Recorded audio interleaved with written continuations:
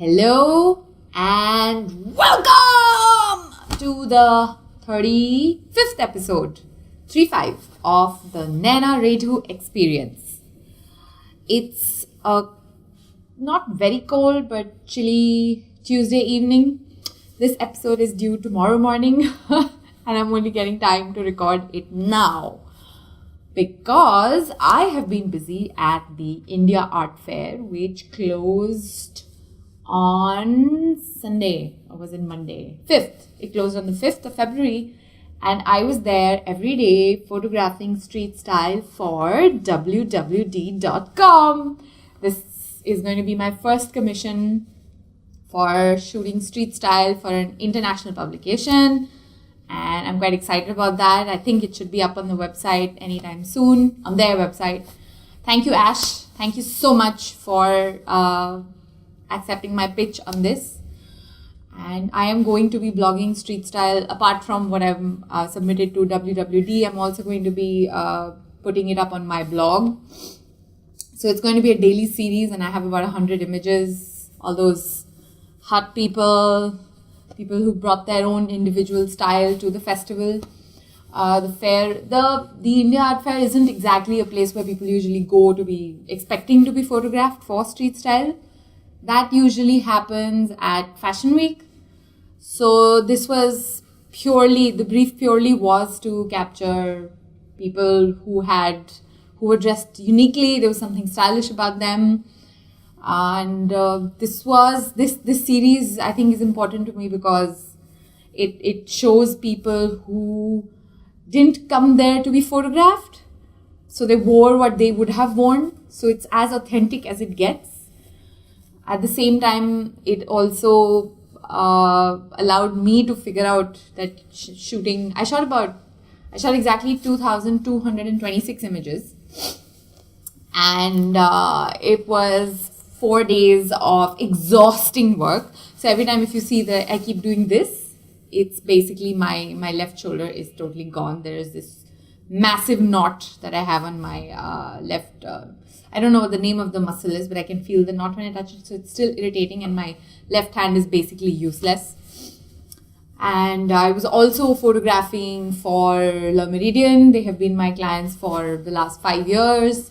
And they always do a special thing at the art fair. So I had those 2 gigs. The second one for Le Méridien was the closing party for the India Art Fair. And I was also working on a campaign with Himalayan, which is a water brand in India. It's a bottled water brand, and they recently launched their sparkling water. So as someone, when we were walking around shooting it at the art fair, someone actually stopped and asked us what that was, and we said, well, it's a brand of sparkling water. And they were like, but that looks like Himalayan. And we were like, yeah, it is Himalayan. And they were like, we didn't know that India had a sparkling water brand. So thanks, Himalayan. I think that was a unique experience. We had fun photographing the bottle in front of a lot of amazing artwork. If you weren't there at the art fair, definitely look forward to it next year.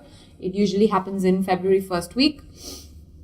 I'm not sure if they always stick to the same dates, but this was the 9th year for them. Okay, coming back to the podcast episode per se, I have been meaning to talk about a bunch of things. So the exciting news is that I have a lot to talk about. So that means that I do have material for a bunch of the following episodes as well. This one is going to be focused primarily on, I've been getting questions from a bunch of bloggers asking how do they actually start setting up their own blog in terms of the technicalities, like how do you get a domain, what exactly do you need to do to actually have a blog online. And it's remarkable how I always find it interesting that even though you kind of know what you want, you are still not sure what the right question is to ask on Google. So you need to find Google is available to you to answer your questions, but you still need to know what questions to ask so that you get the exact answers. Otherwise you can just get lost in the sea of search results. So I think that is where it comes in, that someone who knows or someone who's been doing it for a while can maybe guide you and tell you exactly what the specifics can be for setting up a blog. So I'm going to try and attempt and tell you if you're a complete noob. So I know most of you who are listening to this podcast probably aren't, so you can probably completely skip this episode. But if you're a complete noob, or even if you've set up a website earlier but you don't really know what the scene is nowadays, what are the possibilities, what is the simplest way and the quickest way to get started, then go ahead and listen. So the first thing you need to decide is, even if you're not, for example, if you just want to experiment, okay, you're not really sure if you want to blog for a very long time, you don't know if you're going to be able to invest a lot of time, you don't know where it's going to go, maybe you don't want to blog eventually if you realize that it's not making you money, or it's not satisfying, or if it feels like a lot of work.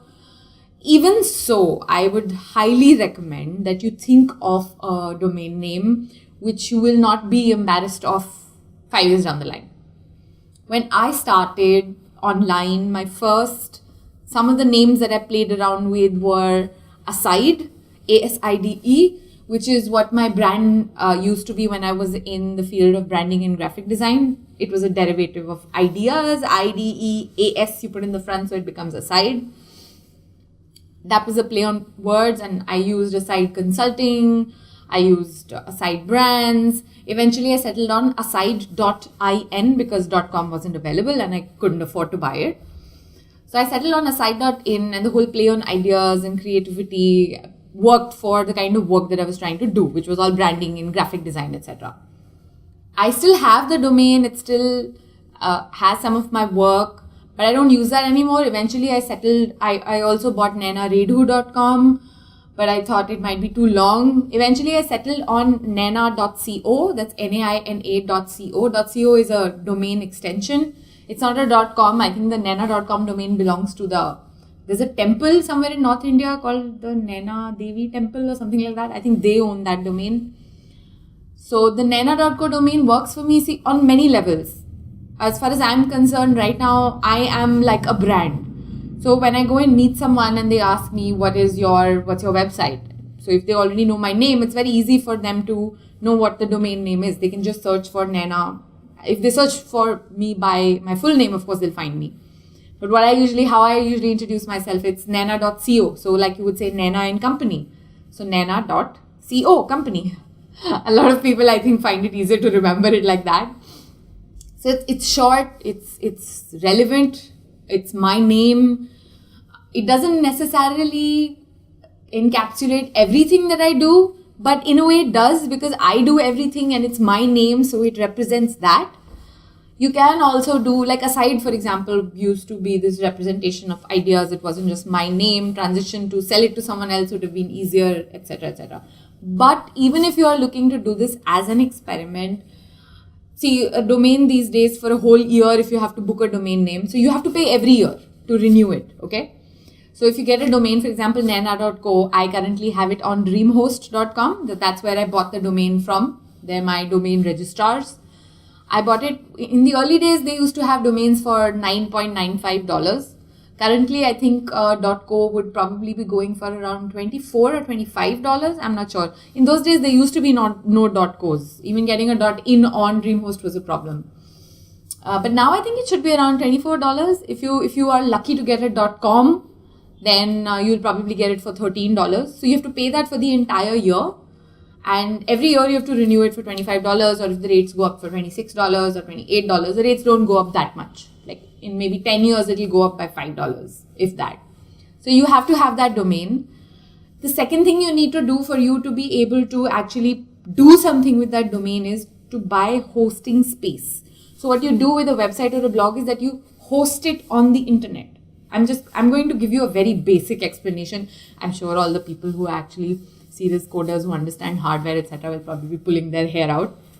But it's like you rent space on the internet. So you have the name for your blog, but for people to actually be able to come and see that blog, you need to rent space. That is called hosting your blog. So you need to buy hosting space. I also buy hosting space at DreamHost. I've been with DreamHost since 2005. I highly recommend them. there are other services also, but I've just been with them for so long, and I did switch to someone else in the middle for a year and I regretted it immensely, and I'm back with them now, back with Remo's.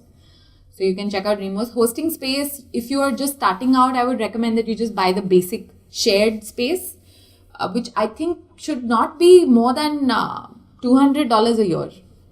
And again, that is something that you have to keep renewing. It's like a subscription plan. It's like rent. You pay rent every month. You pay rent every year for hosting space or for your blog or for your website. I am currently, Naina.co, the blog and the website is currently on managed WordPress hosting. So it's more expensive than shared hosting, but it lets me manage more bandwidth. So if suddenly I get a spate of visitors on my blog, like, in the hundreds of thousands and the millions, if my blog had been on shared space, for example, it might just get shut down because my plan doesn't cover that kind of bandwidth. So you'll have to look at a few things. You have to read about what various hosts are selling you. What are the kind of things that you'll have to see where value is, and you'll have to understand what it is. And on the basis of what you read, you can then Google. And you can say, okay, this versus this, which is better? Or this versus this, what is the review? Things like that. So yeah, so you're done with the domain name, you're done with hosting space. And then, for example, some people have asked me, what do you do for designing the blog? In the early days, again, I had no money for a domain, I had no money for a hosting space, and I definitely had no money for buying a theme or hiring a developer to actually create a theme for me. And there weren't even so many free themes available in those days. So I started hosting my blog on what used to be blogger.com. It still exists, and I think it's become quite good too now. They used to have, basically what I had done was, I kind of hacked into it. What I had done was that I had linked the first page of various, so I had asideconsulting.blogspot.com. I had asideas.blogspot.com. I had naina.blogspot.com, for example. So what I'd done was I'd hacked into the code, and each front page linked to the other front page, linked to the other front page. So it was like a 5-6 page website that I had tried to do for free. Eventually, of course, I bought the domain and I installed. So my early days, it was just a website. The blog still remained on the side, and I'd done HTML and CSS. So I kind of coded it myself. I looked at codes of other people's websites. I tried to see what element was where, and I kind of worked around that. Now I am of course on WordPress. It's called a CMS. It's a content management system. Content is images, video files, audio files, text that you write, etc. And I currently I buy themes now. I tend to change themes maybe once in a year, sometimes once in 2 years, because to my eye, if it starts to look dated, I don't like it anymore. Sometimes theme developers give up on themes, so they don't work with newer versions of the WordPress platform. So the last theme that I had was really, really good. I really, really liked it. I liked the way it showcased my content. I liked the way it promoted discovery on my blog. But I think the developer stopped developing it in like 2010. And since then, it had just gotten clunkier and clunkier and clunkier, and my website was super slow. So all of you are telling me that my website currently is slow. You have no idea. It used to be way worse. First, I have so many images on the blog. It's really hard to kind of, show you so much content on the front page and to give you context of what all I do. And I do like 100,000 things. So it is slow. Yeah, I can't help it. It's fine. I mean, in India, it's still a bit of a problem because the internet speeds that we have, you have to wait for things to load. But I don't think abroad it's a problem. You just click it, it's there, you see it, you like it, you don't like it, you move on. So I buy all my themes from Theme Forest. Just Google it. It's under Envato, ENVATO, or you can just look for Theme Forest. Okay. So I buy themes from there. Usually a theme, the current one that I'm on is called Authentic, and I think I bought it for around $50. So that's a one-time payment, and what that means is that anyone else can also, of course, buy that theme. So it is quite possible that there is another blogger out there who has the same theme, or there could be 100 other bloggers who have the same theme. I have seen a bunch of bloggers in India get that same theme for themselves. I don't know if it was before I got it or after I got it. It doesn't really matter. My content is totally different. So that's what you do. You get a domain name, you book a domain name, you get hosting space, and then you install WordPress. Installing WordPress nowadays is very easy. On DreamHost, for example, all you have to do is one click, and you specify where you want it installed. So for example, you can have it on mine is on Naina.co. A lot of people choose to have Naina.co as like the main website, and they'll have Naina.co/blog. So you can install the blog there. You can tell DreamHost where you want it, and it's literally click and they install it all for you. Then you get an email saying it has been installed. You click on that, and then it takes you to the login page. You choose a username, you choose a password, and you log in, and you're set. Then once you buy the theme from Theme Forest, you download it, and you can install it, upload it onto your WordPress blog. For that, what you'll need to do is, once you've opened your WordPress dashboard panel, whatever, in that you go to themes and you say add new, and it'll ask you for an installer file, which is a zip file, which is what you will download from Theme Forest. And then you just click on that, and then you upload it, and voila, you have a new theme, which obviously then you can customize. These days, themes have very drag and drop kind of customization. It's super easy. I would definitely recommend also that you do go a little into the back end and look at what the PHP is, what the code is, what line of code does what, how do you change your logo, how do you put something on the sidebar. I would suggest that you start blogging, and these things will then come to you. This is maintaining a blog it's a regular process, a regular daily process. Every day I will tweak something on the blog. I'll say, okay, today I think I need to add more stories that people can find on the first page.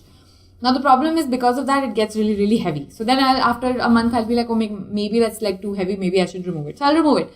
I really play around with the blog a lot. Sometimes I want the logo bigger. Sometimes I want it smaller. Sometimes I've played with the logo a little and I've added the text somewhere else. So I need to upload a different image file. Sometimes I want to show a different post as the leading header on the blog. So it's a continuous process. You keep working on it. You keep looking at what looks better. You keep going back to Theme Forest and seeing if there are any new themes that maybe you should buy. That's what I do. At any point in time, I've got at least 25 themes in my collection. I end up buying maybe one of those, especially if I'm feeling that the blog's kind of looking dated. So that's all. It's really, really easy. I have set up blogs for my friends in like 5 minutes after they had decided what domain they wanted. Getting small less letters on the domain name is getting harder and harder. So the sooner you do it, the better. Getting Naina.co was easy because Naina.com was gone. There is Naina.in is not available. And the moment the .co domain came out, I booked it. And it works for me. I could have also used TheNainaRedhuExperience. It's a unique URL. It's not all that hard to remember, but it is harder to remember than Naina.co. My emails are the best. It's n@naina.co and you're sorted. So that's pretty much it. I mean, it's not so complicated. I don't, again, for me, because I think I've been doing it for so long, it seems like, oh, what's the big deal? I don't know why all these people are asking me all these questions.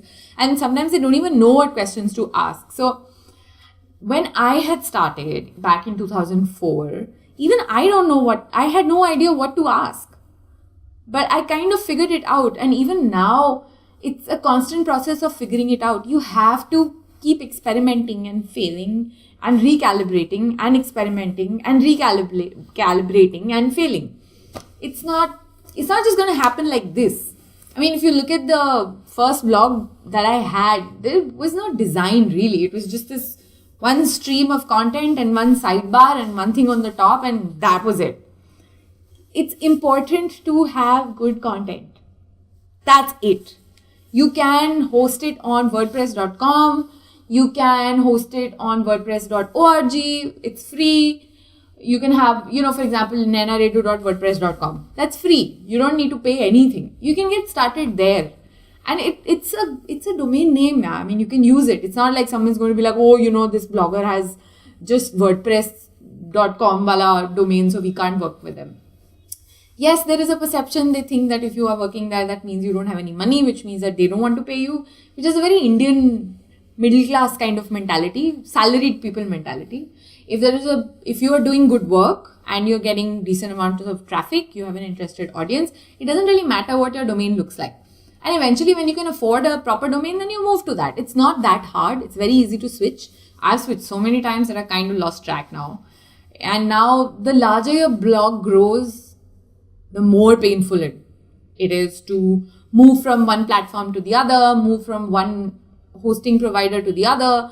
And so it's important to have backups. It's important to, before you make the move, you have a backup, you have 2 backups, then you have 3 backups, and you put them in different places so that you don't lose it, because this is all your hard work.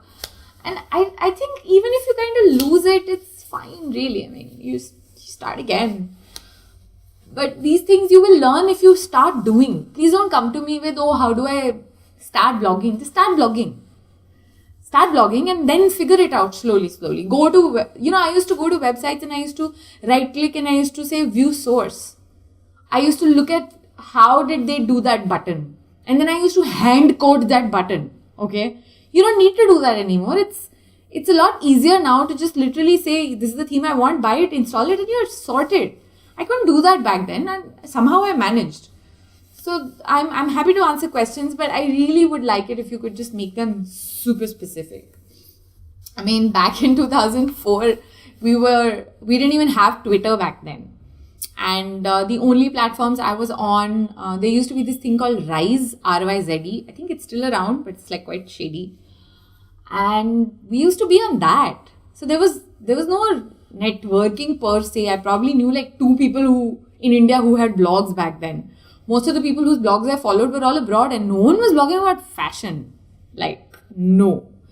The blogs I used to follow in those days were about innovation, management consulting, creativity. And I wasn't reading how to do creative writing, for example. Not that there's anything wrong with that. I was reading stuff like how a creativity module was applied at the factory floor of a manufacturing unit, and how they actually ended up increasing production and profits and reduced, man hours. I was reading that kind of stuff. I was reading papers from Elsevier. Okay. So it was a totally different world back then. Like, someone recently asked me on an interview question that who were your mentors? Who are the people that you looked up to, who inspired you? Well, there was no one who was doing what I wanted to do. I didn't even know what I wanted to do. So I wasn't really looking up to anyone. I just met online. I met a lot of nice people who were abroad, hadn't even spoken to me. And those were the early days. And they paid me 400 euros to make logos for their brands sitting in Europe. I think it was incredible. Those people were nice to me. They encouraged me. They supported whatever it is I wanted to do. They had no idea who I was. So that kind of helped me egg along. And I thought that, okay, this is possible.